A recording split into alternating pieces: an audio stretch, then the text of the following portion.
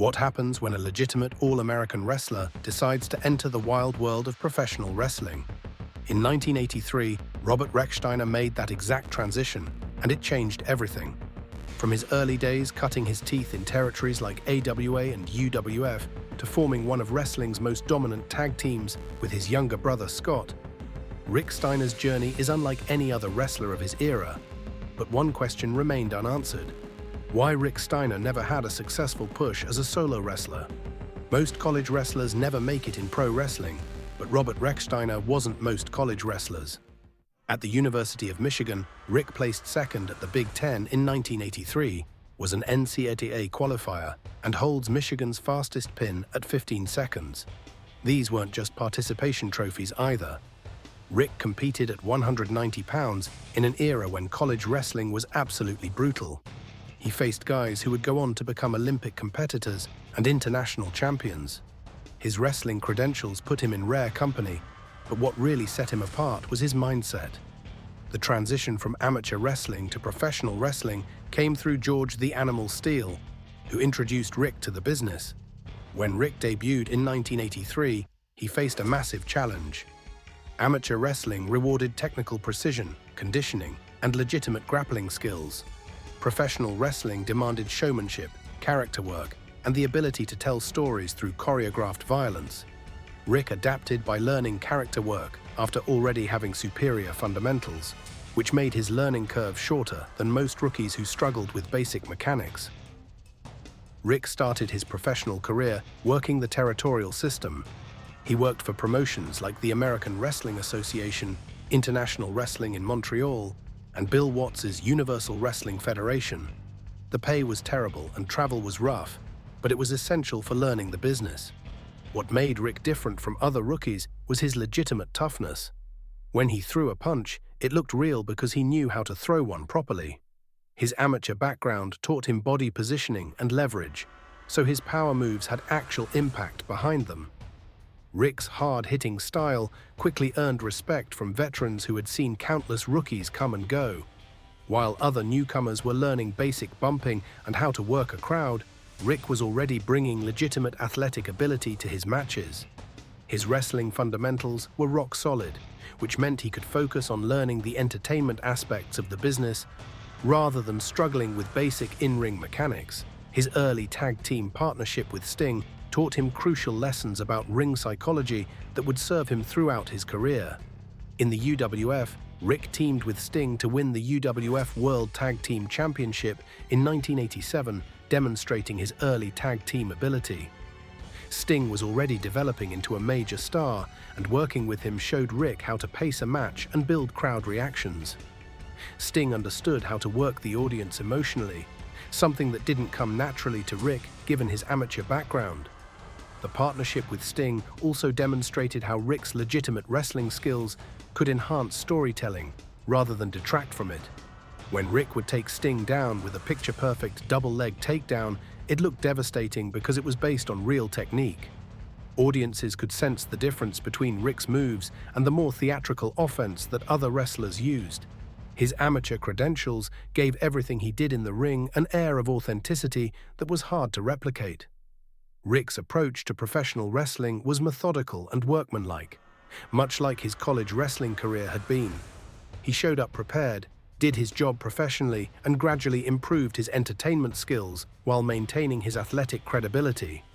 This combination made him different from typical entertainment-focused wrestlers who relied mainly on charisma and character work.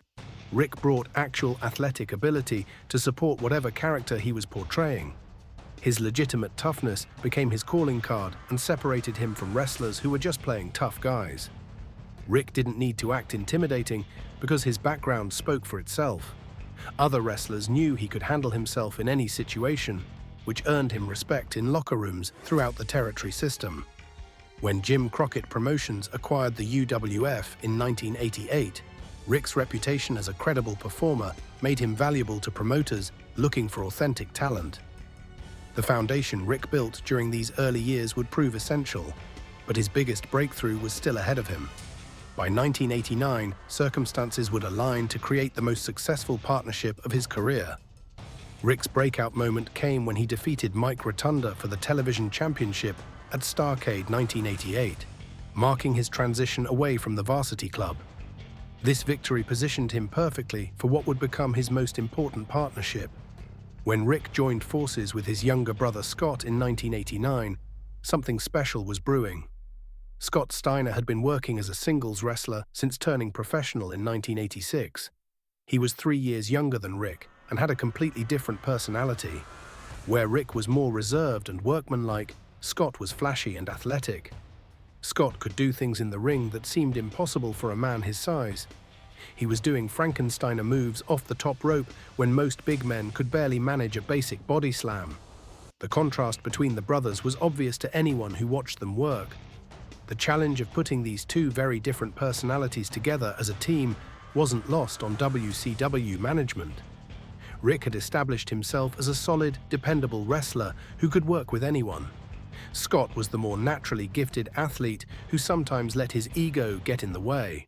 Family bonds don't automatically translate to professional chemistry, and there were real questions about whether these brothers could make it work as partners. Their breakthrough moment came in November 1989 when they defeated the fabulous Freebirds for the NWA World Tag Team Championship. The title change aired on TV November 18th. The Freebirds were veteran heels who knew how to work a crowd and had held championships all over the country. Michael Hayes, Terry Gordy, and Jimmy Garvin had been wrestling together for years and were considered one of the top teams in the business. For the Steiners to beat them in their first major championship opportunity was a big statement. What made the victory even more impressive was how the brothers worked together during the match. Rick used his amateur wrestling base to control the pace and wear down their opponents with technical moves and power holds. When Scott got tagged in, he would explode with high-impact offense that caught the Freebirds off guard. Scott's athleticism combined with Rick's methodical approach created a dynamic that other tag teams couldn't match. The Steiners developed a unique combination that played to both of their strengths perfectly. Rick would handle the mat wrestling portions of matches, using his college wrestling background to ground opponents and control the tempo.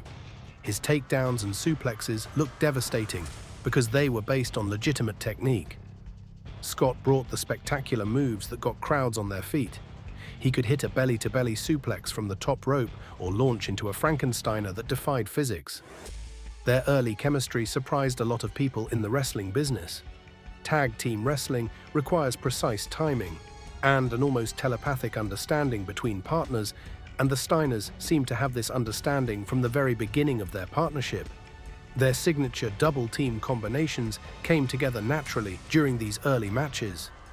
What really set them apart was how they complemented each other's strengths in the ring.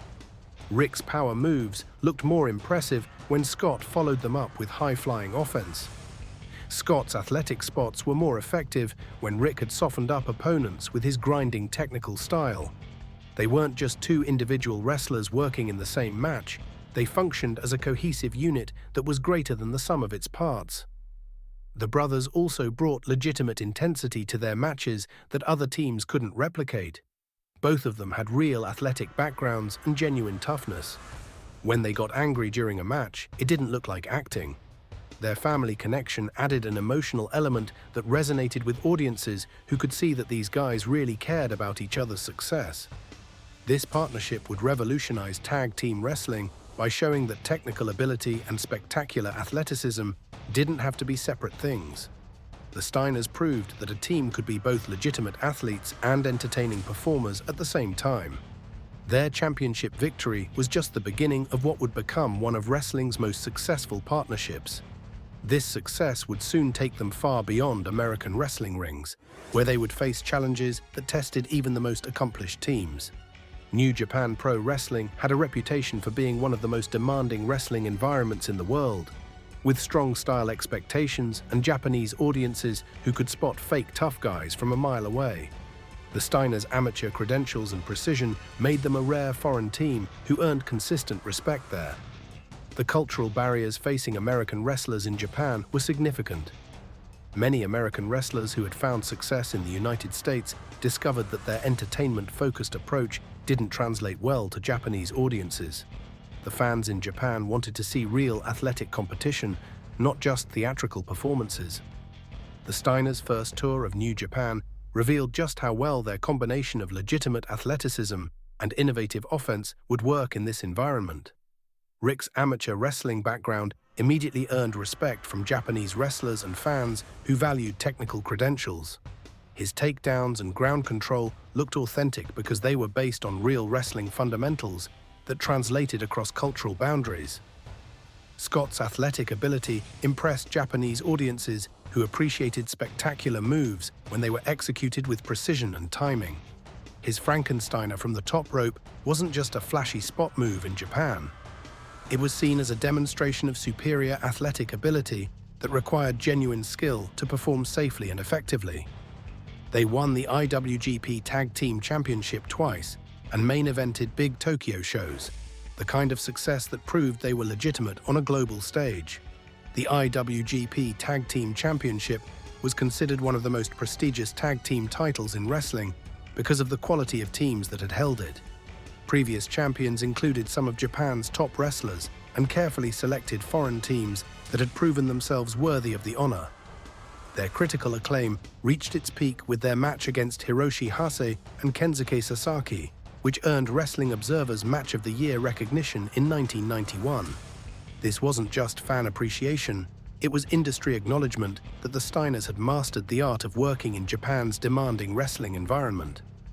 What made their matches special in Japan was how they blended American power wrestling with the technical precision that Japanese audiences demanded.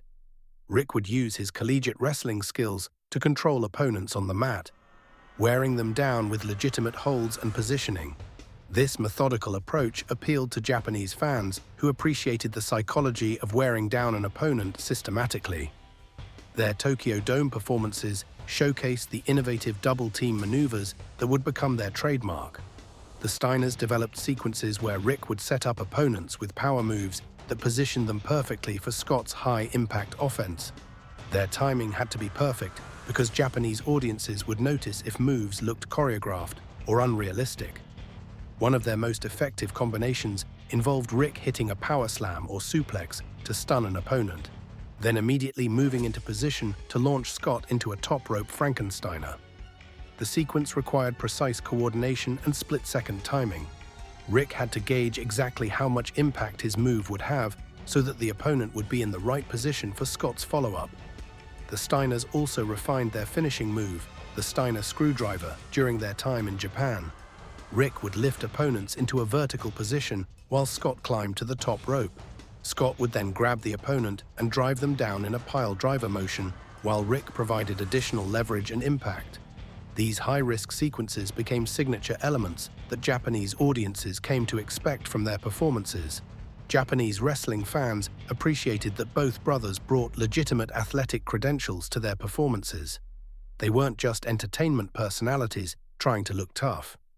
Rick's college wrestling background and Scott's natural athleticism created a combination that Japanese audiences found credible and exciting. Their success in New Japan carried significant weight throughout the wrestling world because of the promotion's reputation for featuring only the highest quality performers. Other promoters took notice when American wrestlers could not only survive, but thrive in Japan's demanding wrestling environment. This global success had established the Steiners as a truly international force, but their proven ability to adapt to different wrestling cultures was about to face its ultimate test on wrestling's biggest stage. In December 1992, the Steiners left WCW and made a move that would test everything they'd built. Jumping to Vince McMahon's World Wrestling Federation, they debuted on WWF TV that same month and appeared on the first episode of Monday Night Raw on January 11, 1993. This wasn't just another career change. World Wrestling Federation was wrestling's biggest stage, and the brothers had to prove their hard-hitting, athletic style could work in an environment that demanded different skills than what had made them successful elsewhere. The pressure to succeed in the WWF was enormous. McMahon's company was the pinnacle of professional wrestling in terms of exposure and financial opportunity. Wrestlers who succeeded there could become household names and earn money that dwarfed what they made anywhere else. But the WWF also had a track record of taking successful wrestlers from other promotions and completely changing what made them special in the first place. The challenge of adapting their style to WWF's presentation became apparent immediately. WWF matches typically followed specific formulas that emphasized character work and storyline development, alongside wrestling ability. The company wanted performers who could deliver promos, sell merchandise, and connect with mainstream audiences who might not appreciate technical wrestling nuances that worked well in other promotions. Rick and Scott had to figure out how to maintain their athletic credibility while working within McMahon's system. Their matches needed to tell stories that casual fans could follow, but they also had to showcase the athletic ability that made them special. This balancing act was something many wrestlers never figured out successfully. Their immediate impact surprised even WWF management. When they became two-time WWF World Tag Team Champions, notably defeating Money Inc. for the straps, and proved their tag formula could work on the national stage. Money Inc. were established heels with Ted DiBiase's veteran presence and IRS's technical skills, so beating them cleanly established the Steiners as legitimate contenders right away. The Steiners' second championship reign proved they weren't just a flash in the pan. They held the titles for several months and defended them against top teams throughout the WWF roster. These championship runs demonstrated that their style could work in the WWF environment when properly presented. Their notable feuds with the Head Shrinkers showcased how well their legitimate toughness translated to WWF programming. The Head Shrinkers were portrayed as savage wildmen who used brutal tactics and seemed immune to pain. Most teams struggled against them because they couldn't match their intensity. The Steiners had no problem trading hard shots with Samu and Fatu, and their amateur wrestling backgrounds helped them control matches even when things got chaotic. Their WrestleMania 9 match against the Head Shrinkers was underrated and showed how physical they could be on wrestling's biggest stage. The feud with the Quebecers provided different challenges that highlighted Rick's technical skills. Jacques and Pierre were smaller, more agile wrestlers who relied on quick teamwork and underhanded tactics. Rick's power advantage was obvious, but he had to use his wrestling fundamentals to cut off their speed and prevent them from using their numerical advantages effectively. Rick's power moves created dynamic matches within the WWF system because they looked devastating without being overly complicated. His belly-to-belly suplexes and power slams had real impact that translated well to television. Scott's athleticism provided the spectacular moments that WWF audiences expected, particularly his Frankensteiner from the top rope that never failed to get crowd reactions. The brothers developed new double-team combinations that worked well for WWF's presentation style. They would set up elaborate sequences where Rick would position opponents perfectly for Scott's high-flying moves. These combinations looked impressive on television and helped differentiate them from other teams on the roster. Behind-the-scenes tensions were developing that would ultimately end their WWF run prematurely. Rick felt Vince McMahon wasn't following through on promises, and they were unhappy with booking and money issues. Despite their championship success, the brothers believed they deserved better treatment and more prominent storyline positions. Business disputes over these creative and financial concerns led to their 1994 departure. The Steiners felt they had proven themselves worthy of main event status, but weren't being used accordingly. Management had different plans for the tag team division that didn't align with what the Steiners wanted for their careers. Rick would take the lessons learned about character development and mainstream appeal from this WWF experience back to WCW, where he could apply them with more creative freedom.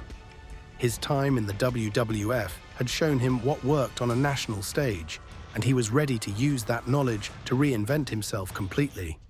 When Rick returned to WCW, he was ready to prove he could be just as dangerous on his own. Rick built a singles identity using the Dog-Faced Gremlin to translate his amateur credibility into a memorable character while keeping the in-ring psychology real. The transition from being half of a successful team to establishing yourself as a singles competitor is one of the hardest things to do in professional wrestling. But Rick had the tools to make it work. The Dog-Faced Gremlin character that Rick developed was unlike anything else in wrestling at the time. He would come to the ring barking like a dog and wearing distinctive face paint that made him look genuinely intimidating.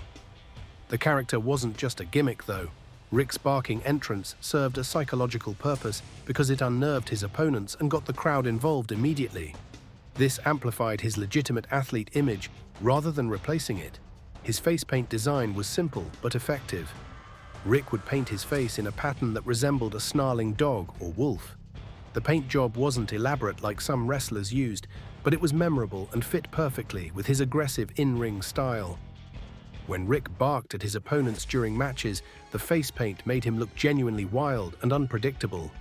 Rick's Michigan Wolverines gear connected him to his amateur wrestling background while also giving him a distinct visual identity. He would wear Michigan colors and logos that reminded audiences of his college wrestling credentials. This wasn't just nostalgia either. The Michigan gear reinforced that Rick was a legitimate athlete who had earned his toughness through years of real competition. Rick was a multi-time, three-time WCW World Television Champion, a title that proved he could carry singles TV matches. The television championship was defended regularly on WCW's weekly television programming, which meant Rick had to carry matches and storylines by himself on a consistent basis. Most of the previous TV champions had been established singles stars, so Rick winning the title was a big statement about his individual abilities. What made Rick different from other television champions was his legitimate toughness and amateur wrestling background. Previous champions often relied on character work or entertainment value to get over with audiences. Rick brought genuine athletic credibility to the title that made his matches feel more competitive and unpredictable than typical TV championship defenses. Rick's feuds showcased his versatility against different opponent types. Cactus Jack tested Rick's toughness in hardcore brawls where both men were willing to take real punishment. Vader was a power test that required Rick to use his amateur wrestling fundamentals to ground a legitimate super heavyweight. The Giant was a size and match structure challenge that showed Rick's ring psychology when facing someone with a massive reach and height advantage. The matches between Rick and Cactus Jack were particularly brutal because both men were willing to take real punishment to make their feuds look legitimate. Rick would use his amateur wrestling skills to ground Cactus Jack and wear him down with submission holds. When Cactus Jack would fight back with weapons or hardcore tactics, Rick would respond with power moves that looked devastating. Rick's legitimate toughness allowed him to credibly battle giants because his wrestling fundamentals were so solid. When Rick would take down someone like Vader with a double-leg takedown, it looked believable because he actually knew how to execute the move properly. His power moves had real impact behind them, which meant he could hurt bigger opponents even when giving up significant size advantages. His amateur background gave him leverage and positioning knowledge that helped him look competitive against much larger opponents. Rick knew when to use his speed advantage and when to try matching power with power. His wrestling experience taught him how to structure matches so that size differences became part of the story rather than overwhelming disadvantages. Rick's ability to work with different opponent styles made him incredibly valuable to WCW management. He could have a technical wrestling match with a smaller opponent, a power battle with someone his own size, or use his fundamentals to control larger wrestlers. This versatility meant Rick could be plugged into almost any storyline and deliver a credible performance.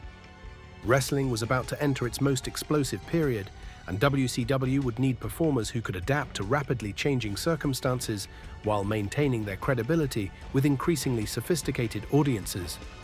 Rick stepped into this role perfectly during wrestling's most explosive era. As wrestling exploded into mainstream popularity during the Monday Night Wars, WCW was locked in a ratings battle with the WWEHOF that changed everything about how wrestling was presented on television. Monday Night Nitro was competing head-to-head with Monday Night Raw, and both companies were throwing everything they had at audiences to win the war for viewership. Rick's position as WCW's reliable mid-card performer during wrestling's hottest period made him incredibly valuable to the company. While the spotlight focused on main event stars like Hulk Hogan, Randy Savage, and the members of the New World Order, WCW needed wrestlers who could work consistently and help fill out their expanded television programming. Rick was exactly the type of performer they could count on. The challenge of staying relevant as WCW focused on bigger stars and storylines was real for wrestlers in Rick's position. The company was signing expensive free agents and pushing storylines involving established stars. Mid-card wrestlers had to fight for television time and meaningful feuds, while the attention went to the NWO angle and other major storylines that drove ratings. With Nitro and extras to fill, WCW needed dependable hands like Rick, guys who could make younger talent look legit. During the Monday Night Wars, Rick remained a reliable mid-card hand and multi-time TV champion in the late 90s, used to give credibility to a range of opponents. The television championship gave Rick a platform to showcase his skills and remain relevant during wrestling's most chaotic period. The TV title reign allowed Rick to work with a variety of opponents and demonstrate his versatility as a performer. He defended the championship against cruiserweights, hardcore wrestlers, and heavyweight contenders. Each defense required him to adapt his style to match different types of opponents while maintaining his character and credibility. Rick beat Booker T for the TV title at Slamboree on May 9, 1999, showing he could help elevate talent and hold TV gold even against rising stars who would become major players. His legitimate toughness and credible offense made him the perfect opponent for rising stars who needed to prove themselves against established veterans. When WCW wanted to push a new wrestler or test how someone would work with different styles, they would put them in the ring with Rick. He had the reputation and skills to make opponents look good while protecting his own credibility. Rick's amateur wrestling background continued to serve him well during this period. His takedowns and power moves looked devastating against smaller opponents, while his technical skills allowed him to hang with larger wrestlers. The legitimacy he brought to matches made everything look more competitive and believable. His role in putting over new talent while maintaining his own credibility required careful balance. Rick had to make his opponents look good without completely sacrificing his own character or reputation. He understood ring psychology well enough to structure matches that elevated his opponents while keeping himself looking strong and credible. Rick worked programs with wrestlers from different divisions and styles during his various championship runs. He faced high-flying cruiserweights who tested his ability to work with smaller, faster opponents. He battled hardcore wrestlers who brought weapons and extreme tactics. He also defended against traditional heavyweights who could match his power and intensity.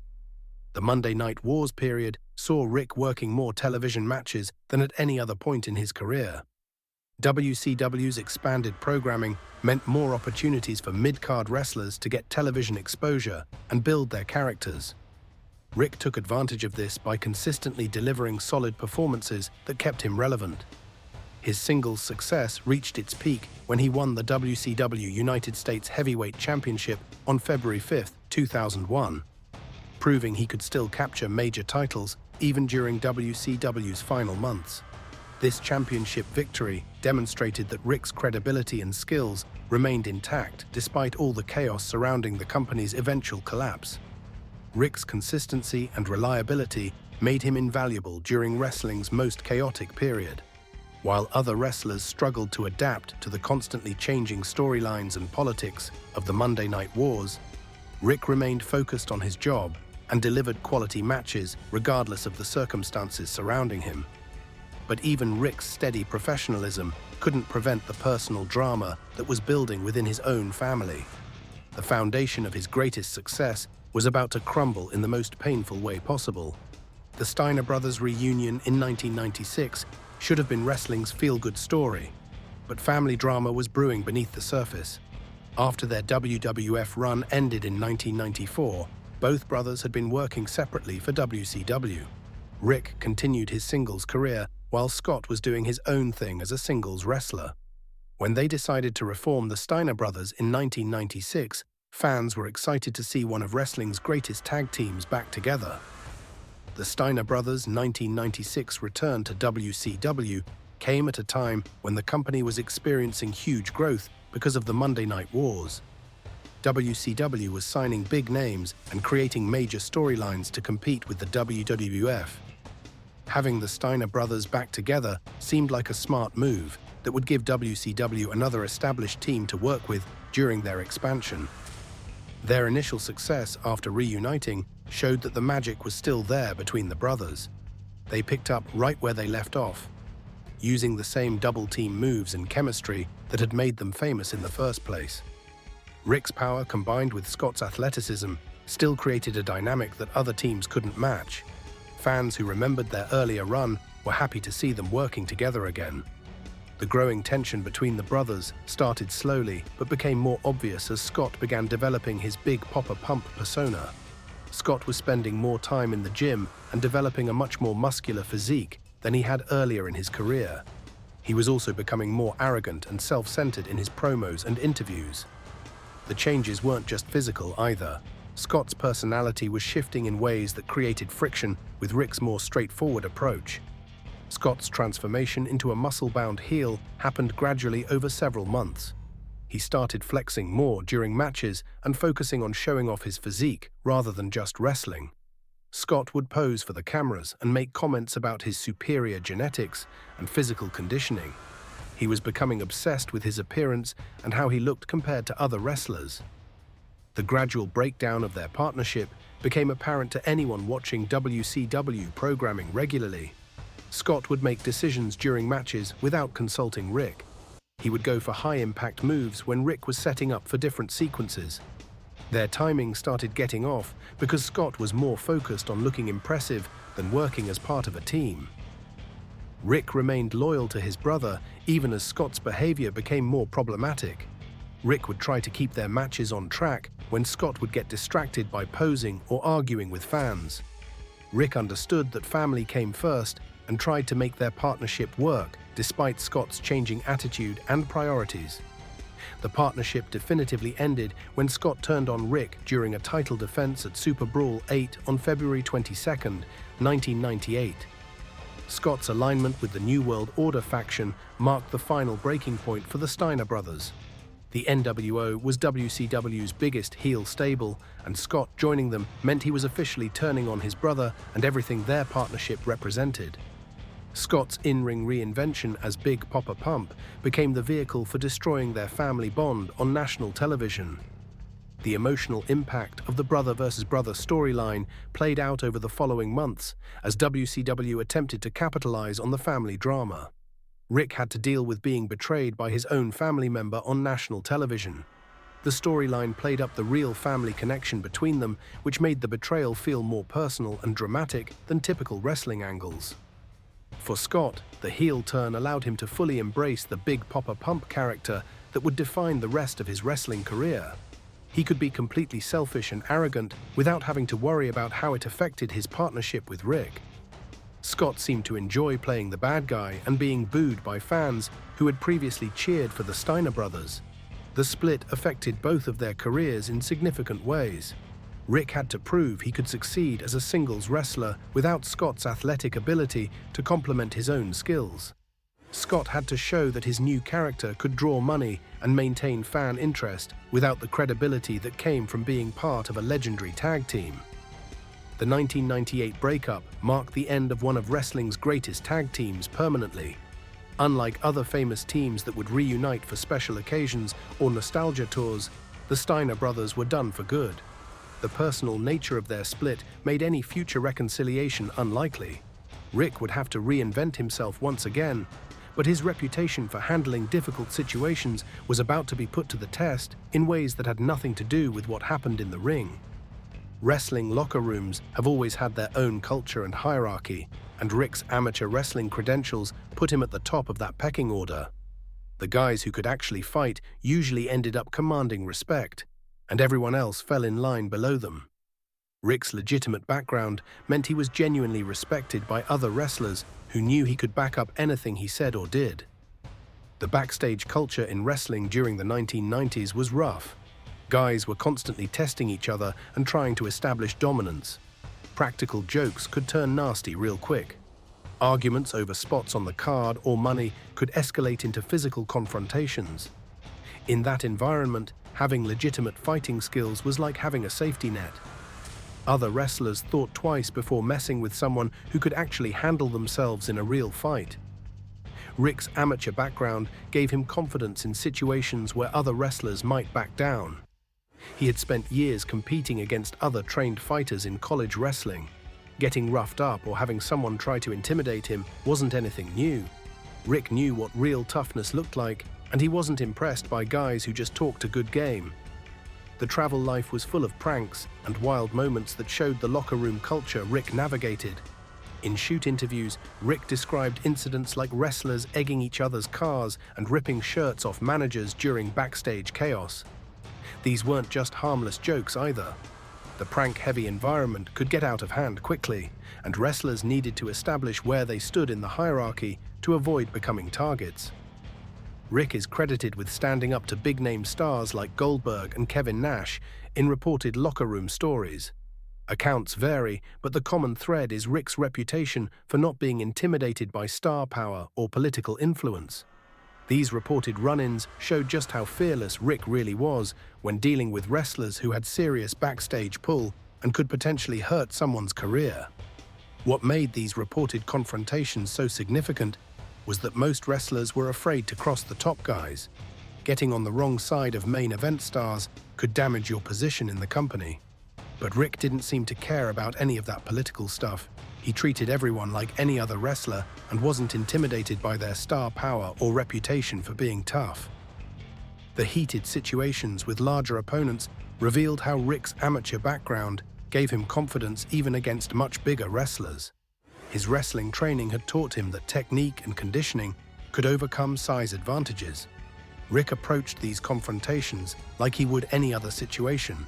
He wasn't going to be bullied just because someone was bigger or had more political power. Technique, conditioning, and experience in real competition made Rick more than a character. He was someone who could handle himself if a rehearsal turned real. Other wrestlers viewed Rick as one of the few guys who could actually back up his tough guy image. In a business full of people pretending to be tough, Rick was the real deal.